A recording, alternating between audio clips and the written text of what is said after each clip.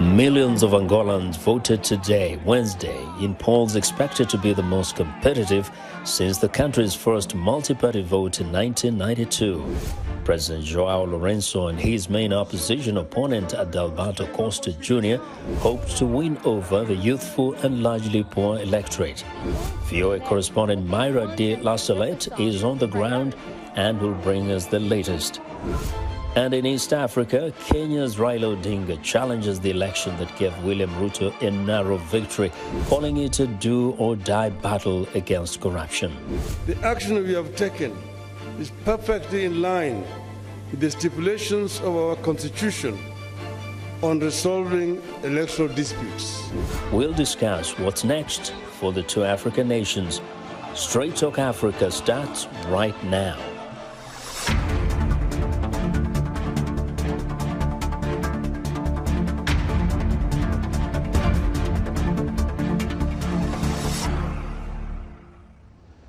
Hello and welcome to Straight Talk Africa. A warm welcome to you. I'm Vincent Makori in for Haiti Adams.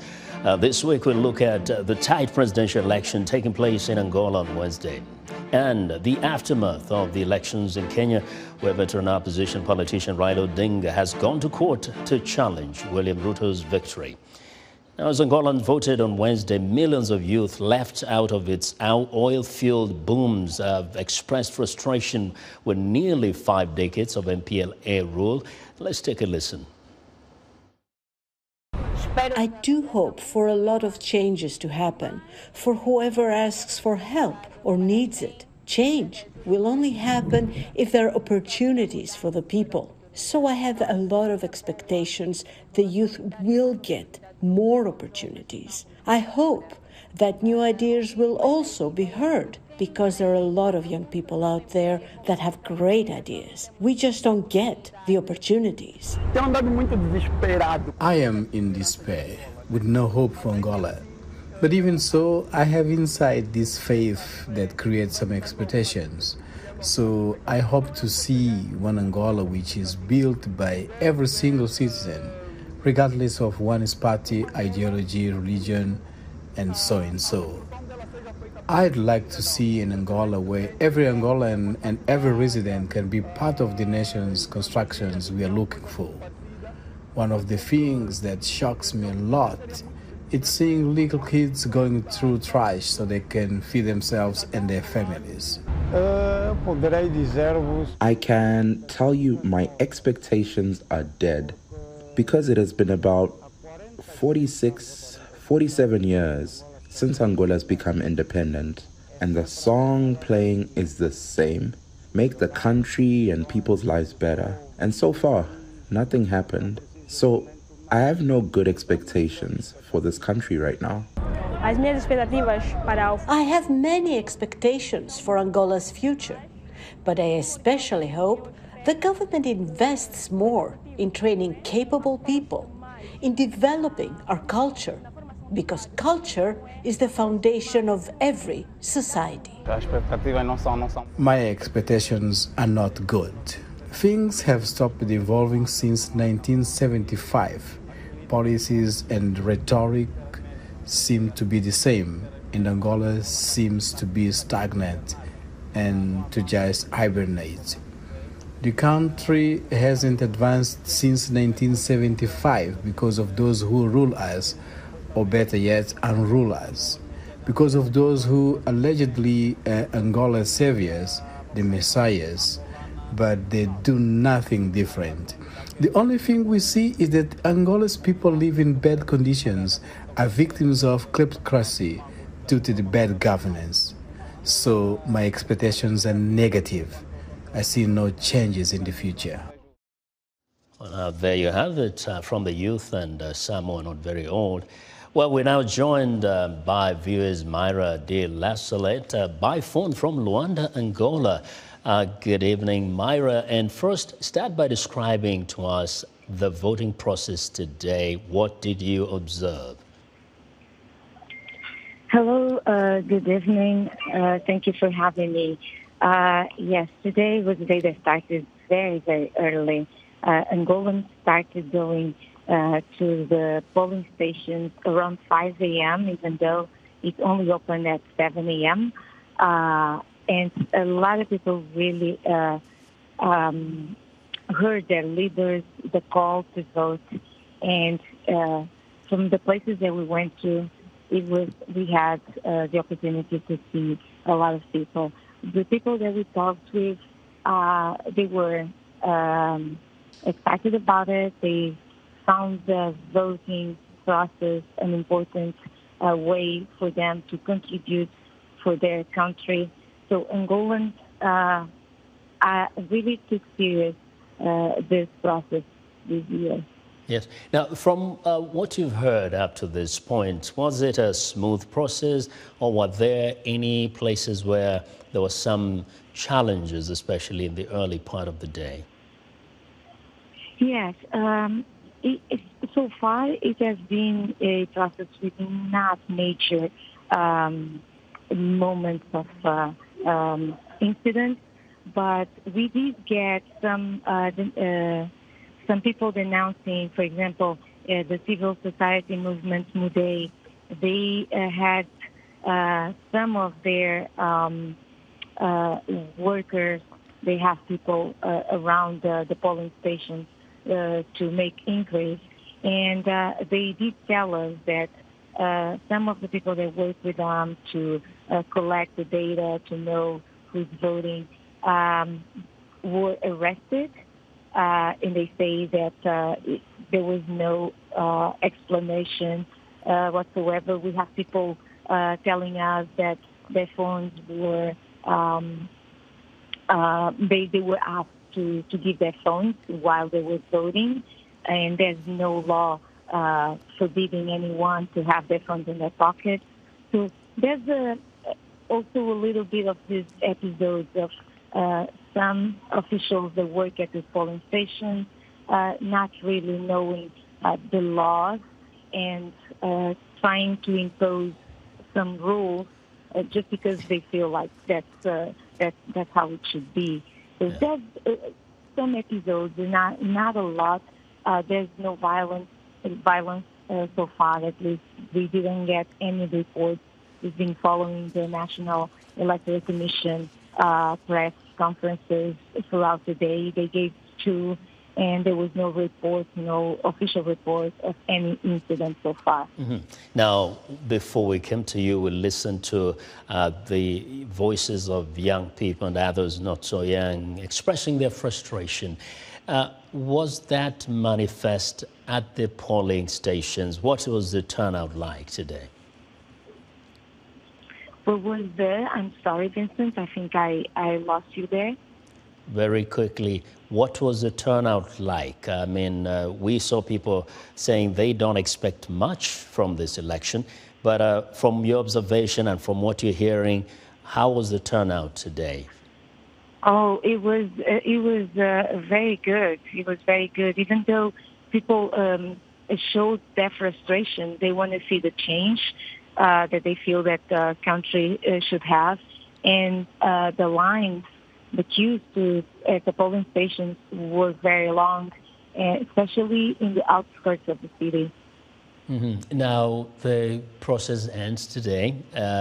Tell us about what is expected in the coming days. When can we expect to hear the next president announced or declared?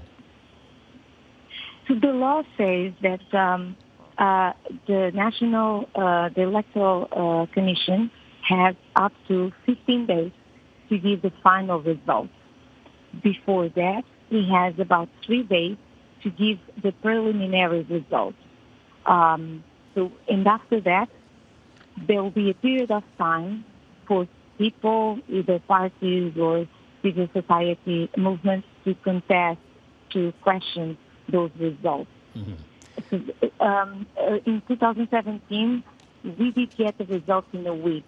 We didn't go up to 2 weeks. The expectation this year is about the same, is that in a week the results should be released, the final results, but in 3 days we might have some kind of idea of who's going to be the next leader of Angola. Okay. Excellent reporting, Mayra. Thank you very much for that report. Thank you so much. See you soon. Thank you. Well, yeah, now joining us are our guests. We have Claudio Silva, an analyst coming to us via Skype from Luanda, Angola, and Paul Nantulya, specialist in African and China-Africa relations here in Washington. Welcome to both of you, gentlemen. Thank you. Yeah. Now, first, I want to go to Luanda, and I want to ask you, what was your observation in terms of the turnout and how that actually gels with the whole issue of frustration with this long, many years of poor economic performance, poverty, that has been a source of a lot of frustration to most Angolans? Before I went to vote today, I had a feeling, based on conversations I've had with people, based on interviews I've had with people, and based on the general mood of the country, that turnout would be high, especially after we all registered to vote in a process that was very far from being ideal. There was a big push from the government to get people to vote, but the process itself was made to be more complicated than it should have been. There were too few places made available for the vast majority of the public to go register. And then in the end, it didn't even matter if you registered or not, because your name was on the electoral roll anyway. And that's one of the reasons that there are currently about 2 million deceased people actively in the middle in the electoral roll. Something that the National Electoral Commission said should not be a problem. But clearly that's going to give us way too high abstention rates. Not going to be true abstention rates. I went to vote very early today because I had another interview this morning, so I was there in line before my polling station even opened. And polling stations were supposed to open at 7 a.m., but my station in particular only opened at 8 a.m.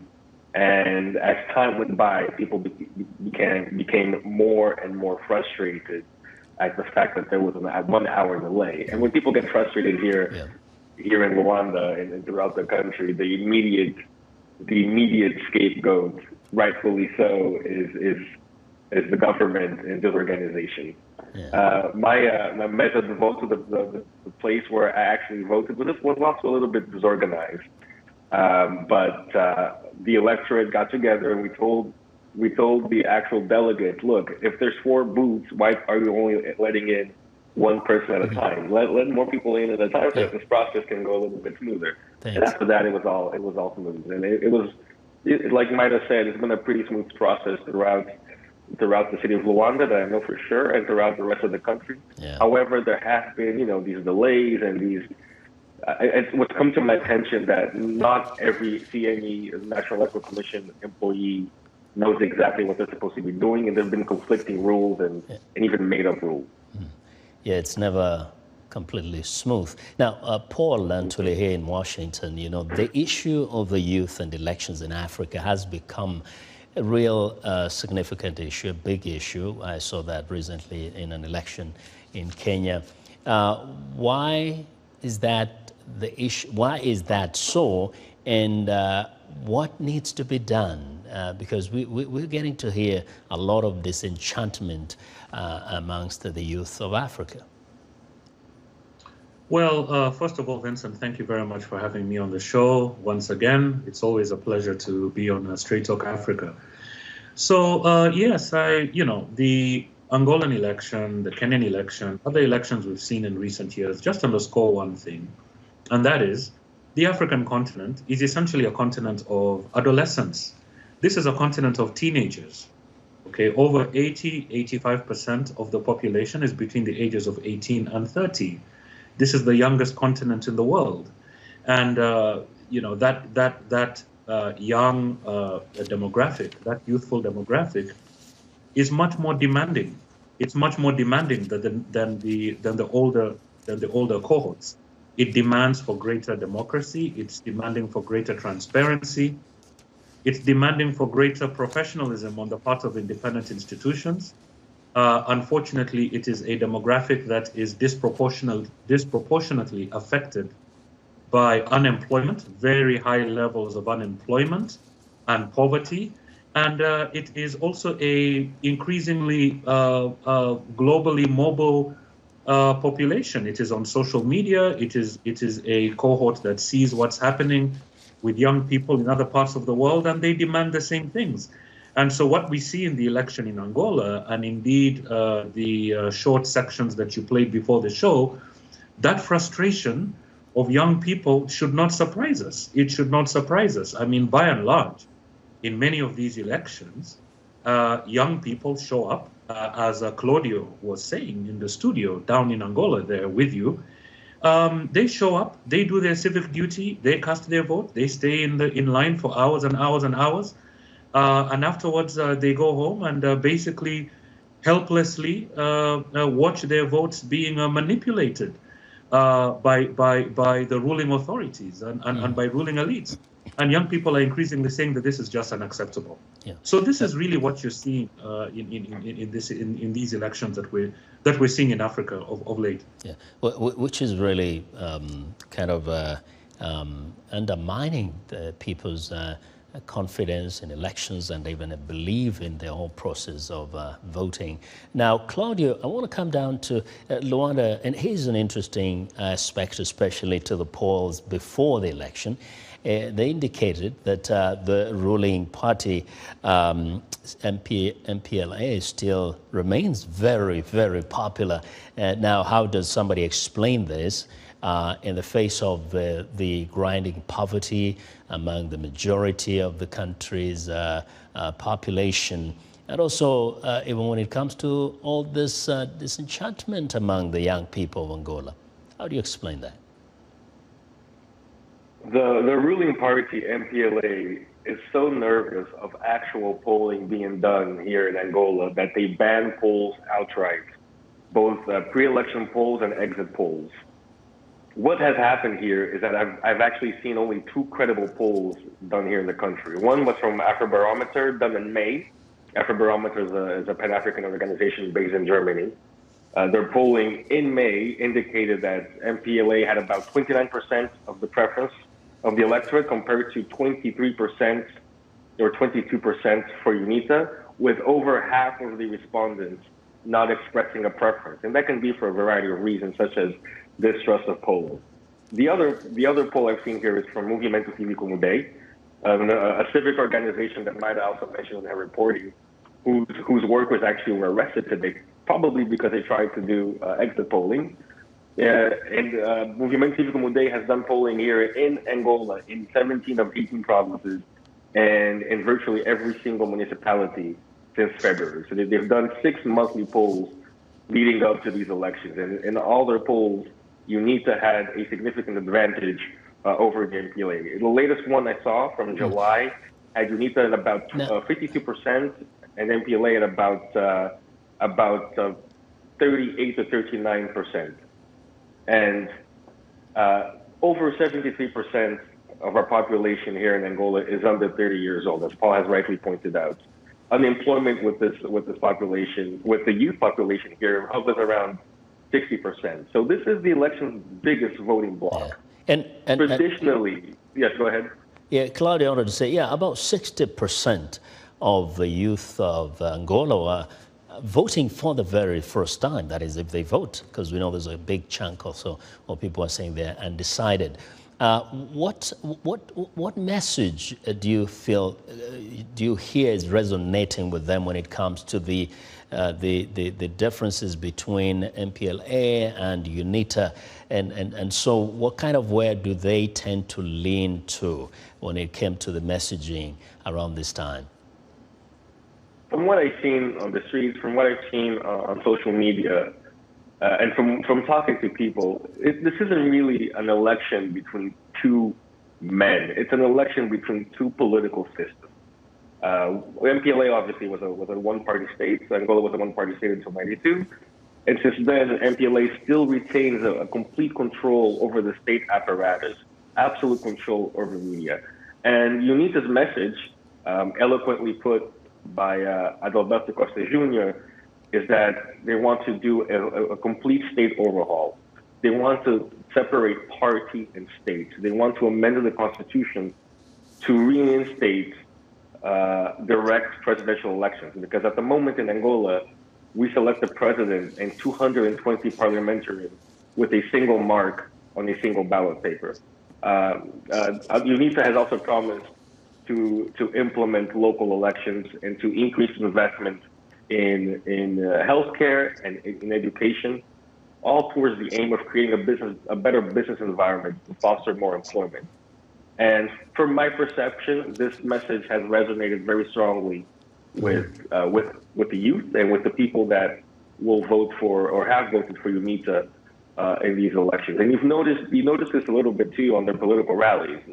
UNITA's political rallies are mostly filled with people between 20 to 30 years old who are quite passionate about the message that's being sold to them.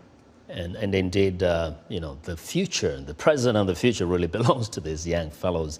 Paul, Angola went through a very bitter war, and there are scars there, although the younger generation may be reading this in the books. But in terms of the significance of an election like this in the region, how would you describe that? I mean, is this an isolated election, or would you place Angola in a position where the election in that country, the outcome of the election in that country, has some significance for the entire region, or even, for that matter, for the continent?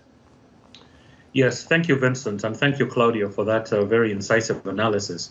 No, I think the election in Angola is significant. It's significant, and I would say in three key ways.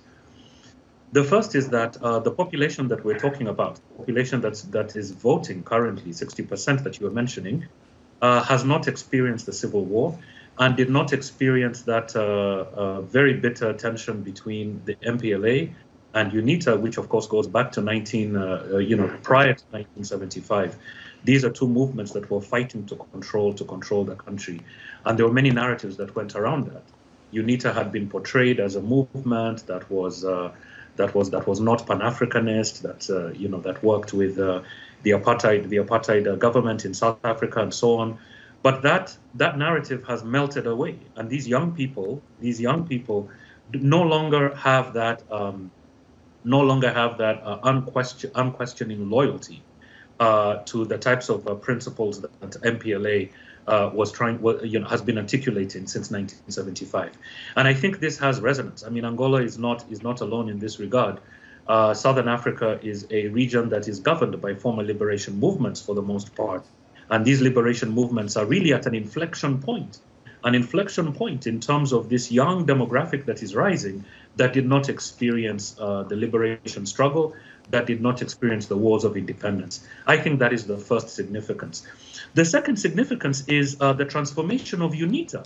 The transformation of UNITA. UNITA, we've seen, and a lot of opinion pollers have been very surprised as to the inroads that UNITA and this young candidate, Adalberto has had a lot of inroads in a lot of areas that were places like Malange, for instance, which have always been MPLA strongholds.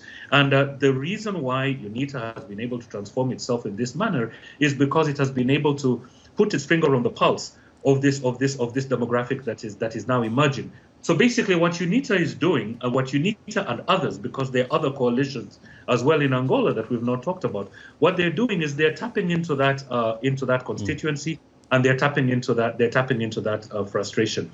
The third element is the reason why this election is so significant is the state of independent institutions in Angola, and Claudio has just correctly mentioned that.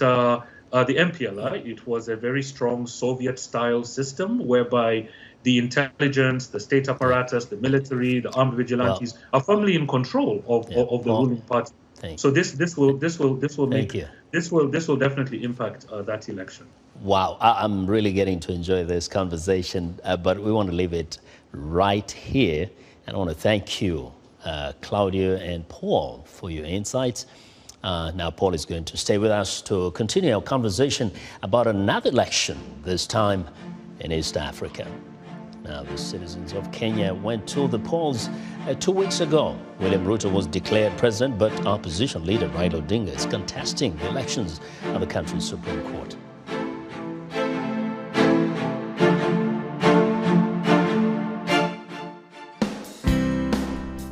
Health, wellness, sport, beauty, medical breakthroughs.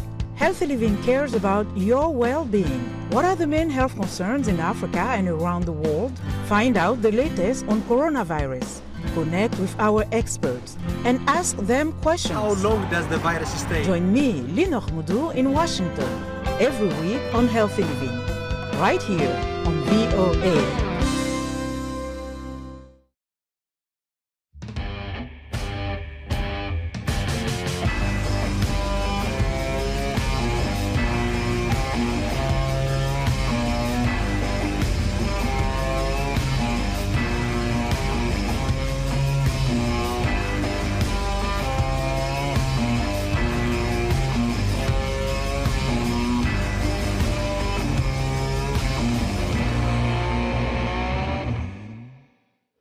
Kenya's former Prime Minister Raila Odinga is challenging the validity of the results of a closely fought election that saw his rival William Ruto declared president-elect. As the battle moves to Kenya's Supreme Court, political and legal experts weigh in on Odinga's claims of voter fraud.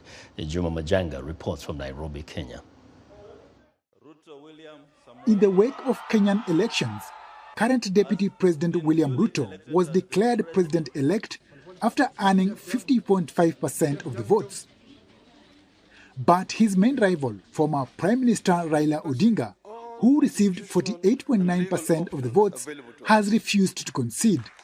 The fight now shifts to the country's highest court, where Odinga and his Azimio la Umoja One Kenya alliance hope to overturn the results.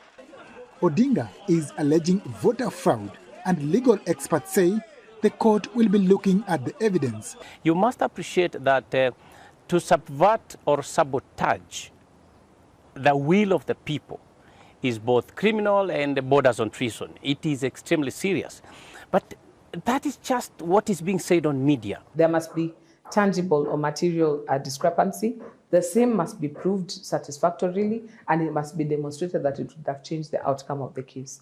If those three ingredients do not line up, then you are unlikely to be successful. 4 of the 7 election commissioners, all of them appointed by Odinga ally President Uhuru Kenyatta, have disowned the presidential results by the commission's chairperson Wafula Chebukati.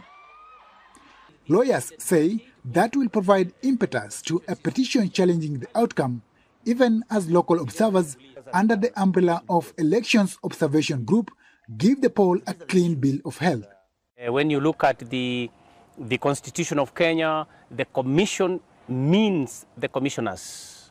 And also the commission can mean the commissioners and the secretariat.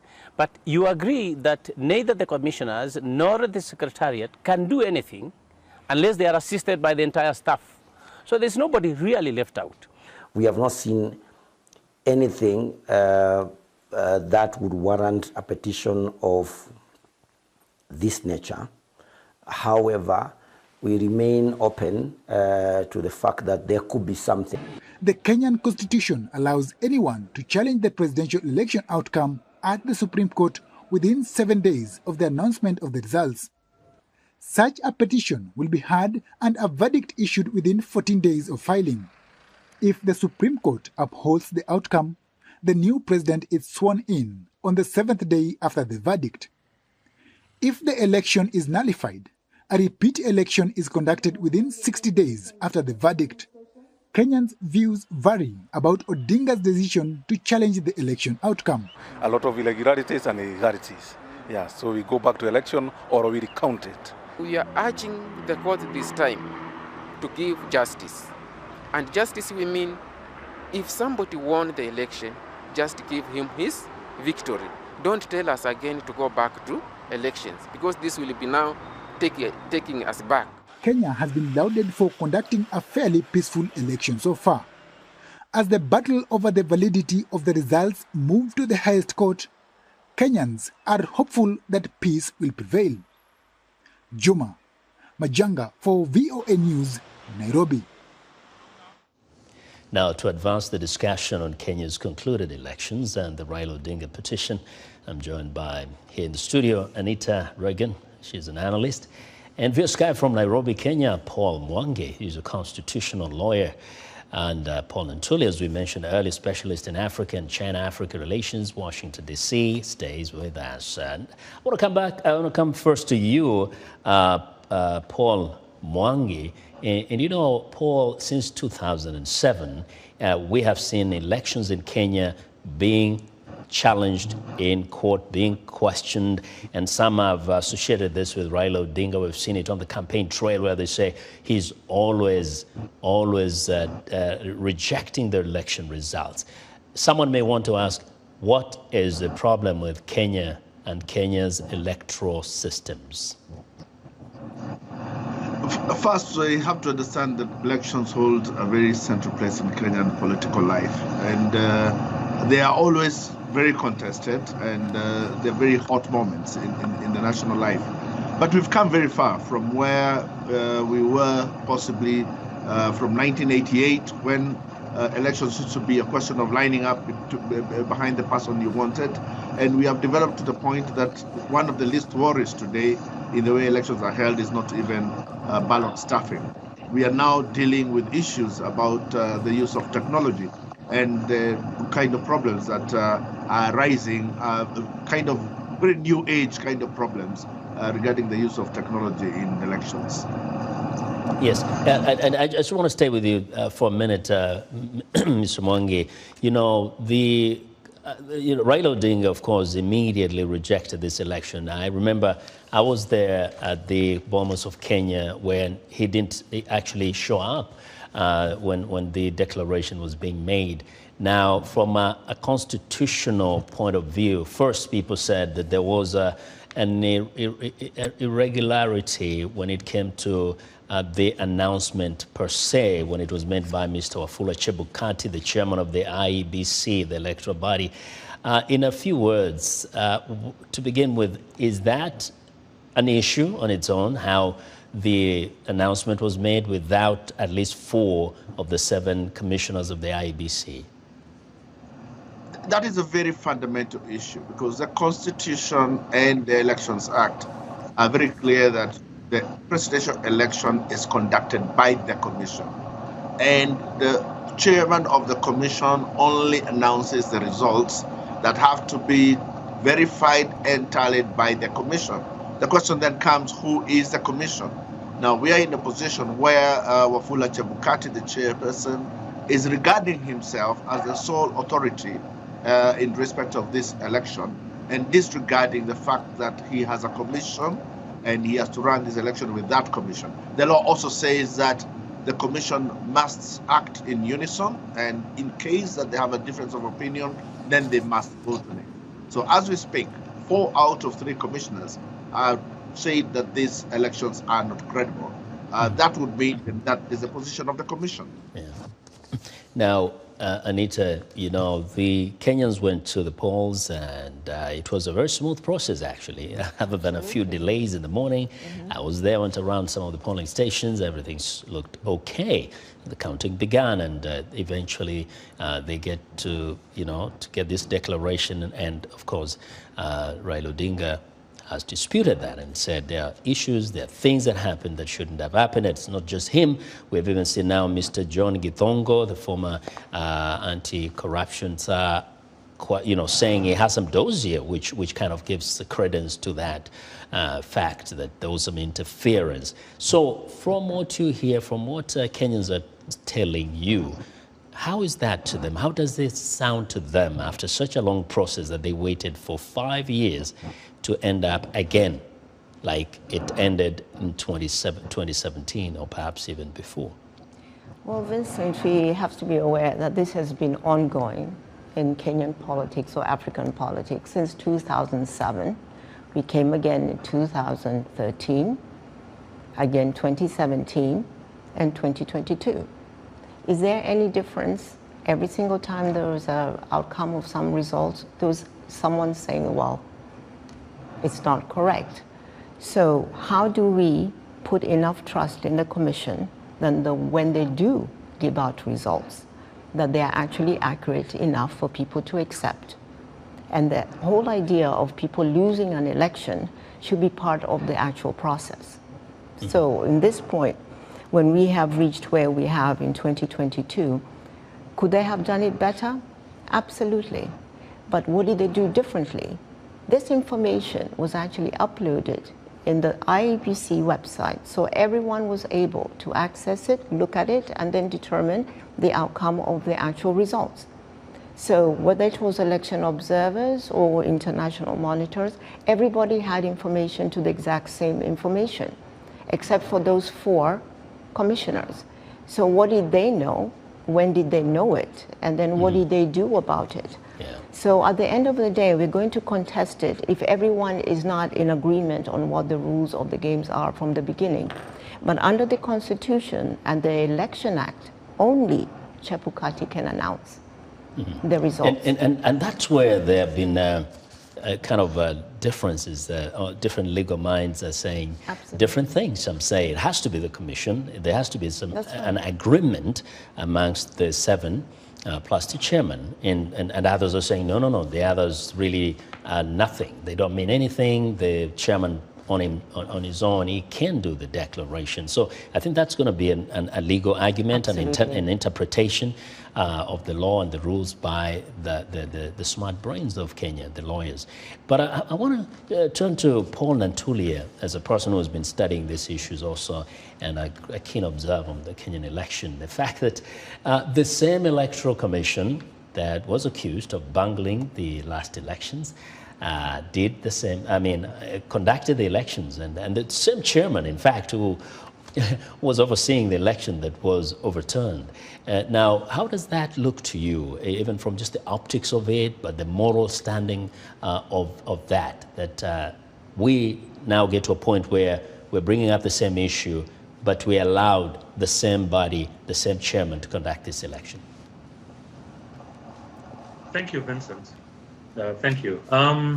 Look, that's a very critical question, because you have exactly the same commission, the same commissioner, I would say, who conducted the election this time around. Remember that in 2017, there was an upsurge. Everybody was demanding the resignation and even the punishment by criminal. There was a demand that Mr. Chebukati should face criminal charges because of the manner in which he handled the 2017 elections.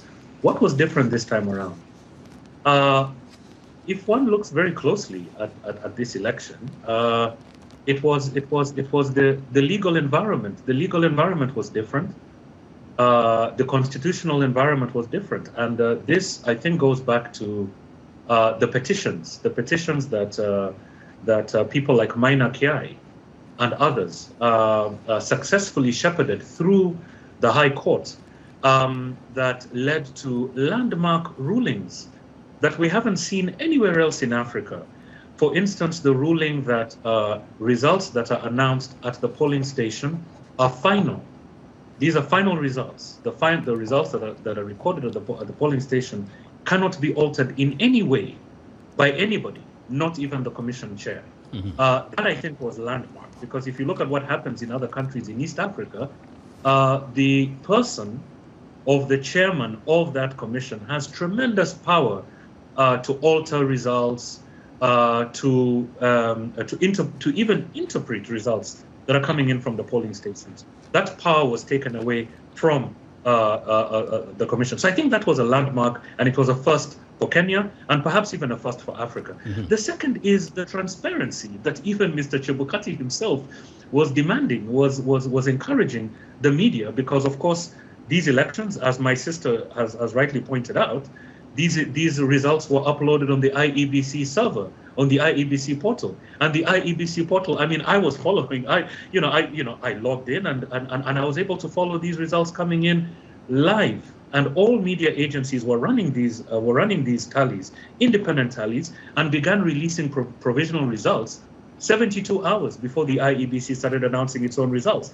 Again, this was a first in Kenya, and Indeed, it was a first in Africa. So I would say that the reason why we saw Mr. Chebukati, the very same person that was under the gun last time, demanding this level of transparency is simply because of those successful petitions that have been introduced in Kenya over the past several years. So it shows that there's been a level of vigilance on the part of civil society in Kenya. Yeah, quite some progress there. And if we're going to talk about precedent, we'll see about the minor Kiai issue. I think it has come to the very center of conversation now.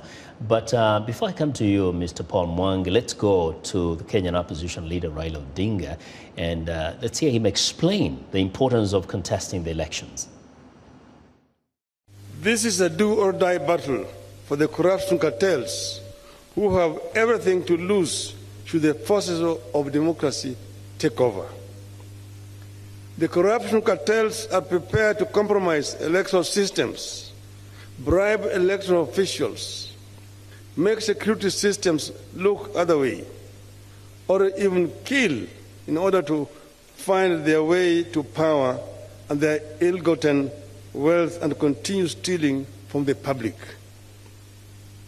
We believe this is what happened in this election. For the sake of Kenya's future, the corruption network must not only be stopped, it must also be crushed. Well, that's Raila Odinga. Now, Mr. Mwangi, here you heard what Mr. Raila has said, and there are, of course, all these interpretations of whether he even has a basis for going to court, but he explains why this is important to him. Now, as a constitutional lawyer, what do you have to say to that? First, let me correct the wrong impression that these results were coming in live, because that is one of the major contestations, where we have found out that documents that were being loaded into the IEBC portal were not coming directly from the KIMS kits that were being used in the field. Results would first come in and land on a separate platform before they are loaded up. And we have come up with forms that are very substantially different from what has been on the ground. So it is quite erroneous for this election to be given a clean bill of health on the basis that elections were being done live. The problem we have now is that we feel as if everybody wants to tranquilize us so that we accept and say that this was good enough and we'll try it next time. But where Kenya is today is that the real voter turnout was just about 50%. And young people are not voting. People are not interested in elections anymore. Elections are beginning to lose their legitimacy. And I do not know what is going to happen in the next election, but we are headed to a place where the younger people will never come out to vote unless somebody stands up now and insists that things must be done the right way. Mm-hmm. Well, you're tuned to Talk Africa, and we want to take a short break right now, and we'll be right back.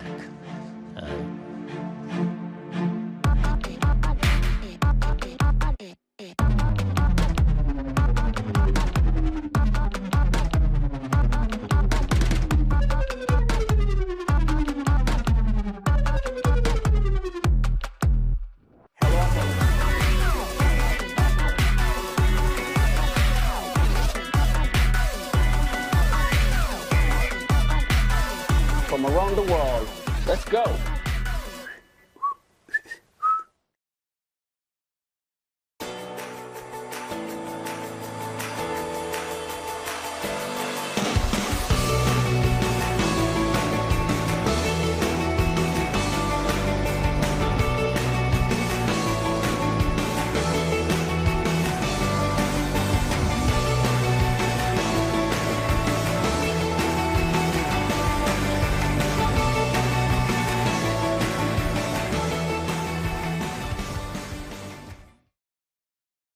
So having in mind that there is a team that went to the Supreme, it also a marriage to the Kenyan democracy, because definitely it will create a milestone when it comes to other elections because of the outcome of the judgment of the Supreme. So I know based on the outcome of the Supreme, we are going to have a defined way of how the elections will be conducted in Kenya going forward. It is a success for us as youth because we have been peaceful and we will continue being peaceful.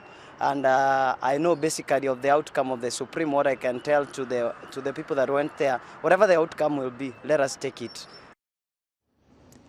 Well, and indeed, that's what I heard from a great number of people. They believe that the court system should be allowed to work. So for those who are rubbishing the whole question of petition, a great number of Kenyans also say, let's see what the court system says. How the court process takes place. Now, Paul Nantulya, indeed, as Mr. Paul Mwangi says there were actually, and there are still talks about the possible manipulation of the system way before you get to the Form 34B, that in fact, as transparent as it looked, it was also possible that some people may have gone in and it altered the numbers that were being put in the portal. And that makes it harder sometimes, of course, to prove the case, because it's like the process was messed up before it was put in this portal, in which an argument can be made that you cannot change anything that has been fed into the portal. Now, does that kind of make it challenging for Mr. Raila Odinga, or does that again erode even further the IEBC credibility? Yes, no, thank you, Vincent. And I would like to thank the other Paul for mentioning that, for mentioning his concerns. Because democracy moves in fits and starts. It is never a straightforward process. It is a process that evolves incrementally. And certainly this has been the experience in Kenya, where I grew up. I grew up under that one-party state where you saw as a child, you saw people lining up and you're like, oh, this is what elections mean. This is what democracy means. And then come in multi-party politics, 92, 97, you're starting to become a young man and you're looking at this and you're like, oh, but why are people challenging President Moi? Because I thought that people are supposed to lead for life. And then you then begin to get socialized into that process. And basically, when I look at where the processes are today, and I look at where the processes were in 1992, it's a world of a difference. Mayra Kiai, for instance, he lectured me at university, and many other people who used to come to speak, Kivuda Kibwana, and all these people that were struggling for democracy, Feroz Norwaji. And I remember they used to come and they used to basically say, this is a model of what an election should look like. First of all, the Electoral Commission needs to be independent and there need to be constitutional provisions. Secondly, the polling stations, the results need to be done at the polling station, and so on and so forth. And I remember as students, we used to say, wow, this is pie in the sky. This can never happen in Kenya. But lo and behold, it has happened. So, but that does not mean that there are no problems. And I think this is where the Supreme Court ruling will be extremely important.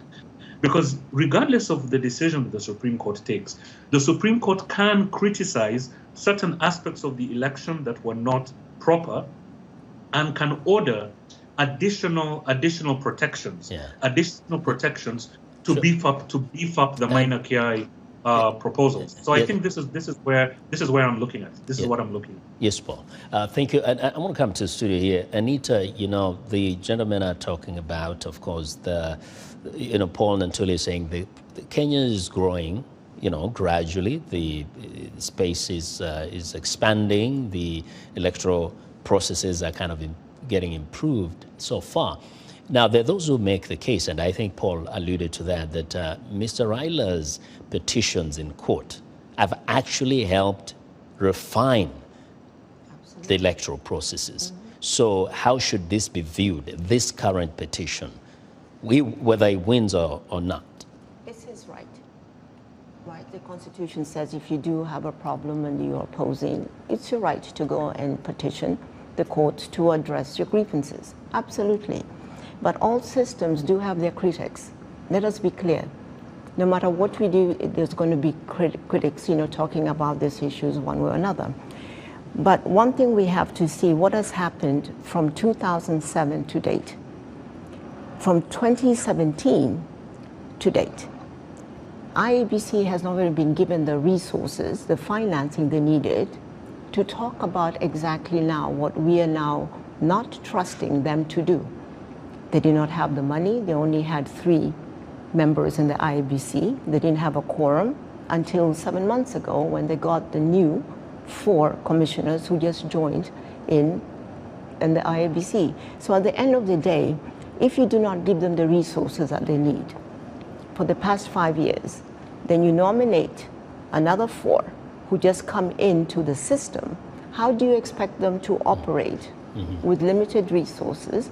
And are they professional enough to know what it is that they were supposed to do or why they're in those positions? Because being in those positions require an understanding of what you're required to do. But they have to work as a team, right? And if the team is Mr. Chebukati is the chair and he's the returning officer who can only announce, then everybody else cannot set that whole process aside and do what they want to do. So we need to understand what it is that we're asking the IABC to do, first of all, but also give them the resources they need for them to be able to function as a commission. Okay. Now, Mr. Paul Mwangi, there are 2 issues here that I would like to raise with you. First, there is the whole question of whether it was irregular, the way Mr. Chebukati announced this election. Of course, that is a point you've made there. But the question is that the biggest problem, or is it, in fact, the way the whole process was conducted? And you've mentioned that there might have been manipulation in the process, there might have been interference in the system. So was that a systemic problem which gave a loophole to some crafty fellows to go in? Or can that be perceived to be a scheme that was actually fronted by Mr. Chebukati himself? And I don't know how the legal argument is going to be at the Supreme Court. First, let me say, like what Anita is saying, this is actually the first time I've ever had this election having problems on the issue of finances. There has been no issue of financing, and Chebukati has had all the money he has needed to run this election. But the question about the culpability, this seems to be a scheme that Chebukati himself was running. When the elections were coming up, he asked IEBC to allow some of our observers to go to Greece to supervise, to witness the printing of the ballots. While we were there, we found out that Chebukati had ordered a parallel system of Form 34As, different from the ones that he intended to use, which were going to offer an alternative method of reporting of results. Secondly, we also found out that he had refused to order a security printed Form 34B, which is an issue we took up with him when he came here. He promised then that they would instruct all returning officers to ensure that they did not use the parallel Form 34As. Of course, that never happened, and this is the parallel reporting system that we are seeing. But other than that, there are also questions of the mathematics. These mathematics simply don't add up. You have results being transferred direct from 34As, but by the time they get to Form 34C, there are additions that you cannot explain. And so far, we have come up with about 217,000 votes, just out of arithmetic errors of the transfer of votes from 34A to 34C. And the margin here that we are supposed to have lost with is 230,000. So you can see how incredible that is. Now, if I may stay with you, please, you know, there have been questions. If indeed the Azimio or even ODM has had issues with the Electoral Commission since the last election and in the previous election, what did Mr. Raila Odinga and others who really wanted to have a good, credible elections do for the 5 years prior to this election to make sure that there will be an outfit that can conduct an election that will be accepted at the end of the day? Well, unfortunately, is that Wafula Chebukati does have security of tenure. We tried in every way to have that reformed. We presented petitions to Parliament that were not successful. We tried to amend the Constitution to bring in new laws to guide the electoral system. Again, that was not successful. So in very many ways, there what we could have done was not possible. And what we are left with now is to be vigilant as to how the election was being conducted, which we have been, and that is how we've been able to expose this criminal enterprise. Mm-hmm. Well, now, Anita, you know, a lot is going to be said later as we observe this election go on, but I mean this petition go on. But of course, Mr. Paul Mwangi is saying first, the challenge has been security of tenure for the chairman himself, and of course, finances were not an issue. Now, in terms of the craftiness, this, you know, the messing up of the election, is it possible from your assessment, from your, you know, knowing how things have been happening, actually that there could have been an infiltration which may not necessarily go all the way to the top, but that the chairman did not, at the end of the day, address the concerns of the parties like the Azimio coalition that raised concerns before this process ended? Of course, as I said before, all systems will have its critics. We could do things better, absolutely. But if we were to do things differently, how would we do it? We do not wait until before an election to start now talking about these issues. These are issues that need to be worked on from the last election for it to be able to have some effect on the outcome that people want to have. But an opinion poll does not guarantee you the result that you want. Mm-hmm. And then in addition to that, we also have to look at the numbers. Before we had 22 million registered voters going to the polls. Now we had 14 million registered voters. So what happened to those 8 million voters? Well, okay, that is something that also have to look into. Yeah. And then the areas where you say Honorable Odinga won, he did not win as many as he did when it came to 2017. The numbers are also different. So we also have to look at other moving parts in an election, as to oppose always to look at the result. Yeah. We also have to look at what happened in each county, look at the numbers, and see whether they are what they say that they are, first of all. And just because of the number issue, Paul Nantulya, you said you were in the portal, you're looking at everything, but of course, there have been issues raised about that. For the sake of transparency, you know, at the end, the other commissioners said, the 4 commissioners who disavowed those results said they needed to have sat down with the chairman to really consult over some of the issues that had been raised. Was that a big kind of, you could say, a major failure there by the chairman? He needed to just sit down with the commissioners and square out things. Well, possibly, because in Kenya, like the previous petition where the Supreme Court overturned the election, they overturned the election on the basis that the processes did not strictly conform to constitutional requirements. So I guess that's the reason why Raila Odinga's side has gone to the Supreme Court. So the Supreme Court should be able, I mean, it does have the competence, and it has been able to show through previous rulings, such as the one in 2017, and recently when the Supreme Court stopped the Building Bridges initiative, or rather upheld the decision by the High Court to stop that initiative in its tracks, it should be able to rule on that. 3 things: eternal vigilance on the part of civil society, as Paul Mwangi has pointed out. Number 2, petitions rather than violence, which is one other thing that we've seen. And number 3, historical precedent, like my sister Anita has pointed out.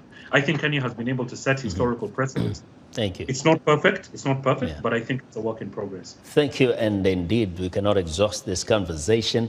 On that note, our guests have been Anita Ragan, Paul Mwangi, constitutional lawyer, and Paul Nantulya. Thanks to our audience for tuning in to Straight Talk Africa. That's it. It's been great.